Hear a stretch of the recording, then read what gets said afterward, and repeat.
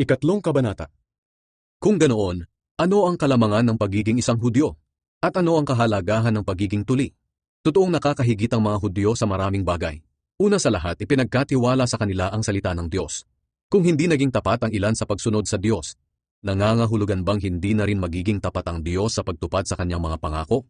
Aba hindi, sapagkat tapat ang Diyos sa kanyang mga salita, maging sinungaling man ang lahat ng tao. Gaya nga ng sinasabi sa kasulatan, mapapatunayang tapat ka sa iyong salita, at laging tama sa iyong paghatol. Baka naman may magsabi, kung sa pamamagitan ng mga ginagawa naming masama ay makikita ang kabutihan ng Diyos, hindi makatarungan ng Diyos kung parusahan niya kami. Ganiyan ang pangangatwiran ng tao. Aba, hindi maaari iyan, sapagkat kung ganyan, paano niya hahatulan ang mga tao sa mundo? Baka naman mayroon ding magsabi, kung sa aking pagsisinungaling ay lumalabas na hindi sinungaling ang Diyos, at dahil dito papupurihan pa siya, bakit niya ako parurusahan bilang isang makasalanan? Kung ganito ang iyong pangangatwiran, para mo na ring sinasabi na gumawa tayo ng masama para lumabas ang mabuti. At ayon sa mga taong naninira sa amin, ganyan daw ang aming itinuturo. Ang mga taong iyan ay nararapat lamang na parusahan ng Diyos. Ang lahat ng tao ay makasalanan. Ano ngayon ang masasabi natin? Na tayo bang mga Hudyo ay talagang nakakalamang sa mga hindi Hudyo? Hindi. Sapagkat ipinaliwanag ko na ang lahat ng tao ay makasalanan, Hudyo man o hindi. Gaya nga ng sinasabi sa kasulatan. Walang matuwid sa paningin ng Diyos. Wala kahit isa.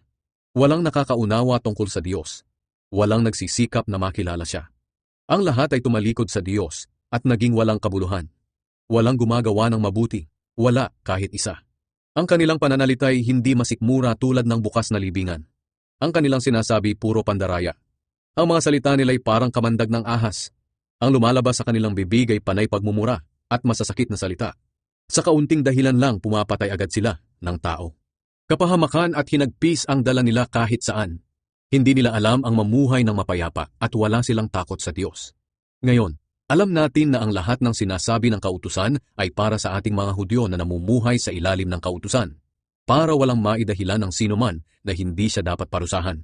Ang lahat ng tao sa mundo ay mananagot sa Diyos, sapagkat walang sino man ang ituturing ng Diyos na matuwid sa pamamagitan ng pagsunod sa kautusan. Sa halip ipinapakita ng kautusan sa tao na makasalanan siya. Pero ngayon, inihayag na kung paano itinuturing ng Diyos na matuwid ang tao. Ito'y hindi sa pamamagitan ng pagsunod sa kautusan. Ang kautusan na mismo at ang mga propeta ang nagpapatotoo rito.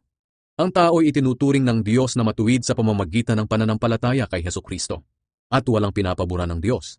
Kaya ang sino mang sumasampalataya kay Hesukristo ay itinuturing niyang matuwid. Sapagkat ang lahat ay nagkasala at hindi naging karapat-dapat sa paningin ng Diyos. Ngunit dahil sa biyaya ng Diyos sa atin, itinuring niya tayong matuwid sa pamamagitan ni Kristo Jesus na siyang tumubos sa atin. Ito'y regalo ng Diyos. Isinugo si Kristo Jesus sa mundo para ialay ang kanyang buhay, nang sa ganoon mawala ang galit ng Diyos sa atin. At sa pamamagitan ng kanyang dugo ay mapatawad ang ating mga kasalanan kung sasampalataya tayo sa kanya. Ginawa iyon ng Diyos para ipakita na matuwid siya. Noong unay nagtimpi siya at pinalampas ang mga kasalanang ginawa ng mga tao, kahit na dapat sana'y pinarusahan na sila. Isinugo niya si Kristo para ipakita sa kasalukuyang panahon na matuwid siya. Dahil sa ginawa ng Diyos, pinatunayan niyang matuwid siya, maging sa pagturing niyang matuwid sa mga makasalanang sumasampalataya kay Jesus. Kaya wala tayong maipagmamalaki, dahil ang pagturing sa atin na matuwid ay hindi sa pamamagitan ng ating pagsunod sa kautusan, kundi sa ating pananampalataya kay Jesus.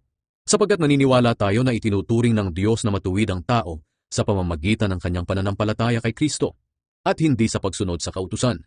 Ang Diyos ay hindi lamang Diyos ng mga Hudyo, kundi Diyos din ng mga hindi Hudyo, dahil siya'y Diyos ng lahat. Iisa lamang ang Diyos para sa mga Hudyo at hindi Hudyo, at ituturing silang matuwid ng Diyos dahil sa kanilang pananampalataya kay Kristo. Nangangahulugan bang binabaliwala namin ang kautusan sa pamamagitan ng pananampalataya? Hindi. Sa halip, lalo pa nga naming tinutupad ang layunin ng kautusan.